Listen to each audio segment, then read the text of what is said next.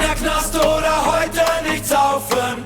Schatz, ich bin in 10 Jahren wieder draußen. Also spart's mir ein, denn dann geh ich steil. Und in 10 Jahren bin ich dann wieder frei. Schatz, an dir ist alles perfekt, du bist echter Augenschmanker.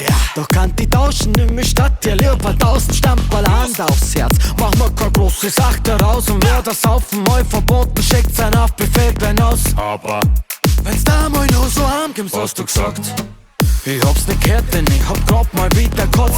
Saufen ist für mich ein Bürgerrecht, glaubt's mir, ich hab fast studiert. Und legen sie mir dann nochmal Handschellen aus, auf ich halt weiter mit dem Vers. 10 Jahre Knast oder heute nicht saufen. Schatz, ich bin in 10 Jahren wieder draußen.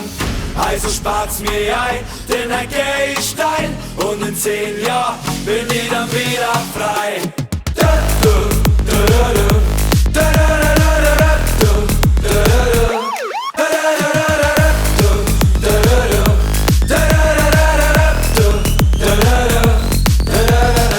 egal was auf der Welt passiert, aspirizier mir nie aus. Darum bei dir jetzt dreimal am Tag in Richtung von meinem Wirtshaus. Der Bulle fragt mich, haben sie was getrunken? Ich sag, jetzt machen wir uns nicht lächerlich. Oder denkst du, dass da grad nur ein Cola in meinem scheiß Red kein Becher ist? Ich ex so viel, nenn mich Exorzist. Ja, ich bin schon wieder fetzendicht. Bedienung vertrat nur genervt durch die Augen, wenn ich sag, dass das mein letzte ist. Ich hoffe, du checkst das, Bitch. Und da warum ich mich nicht durchhalten mag. Denn ich verdiene mit paar Songs über Saufen mehr als mit meinem heutigen Job.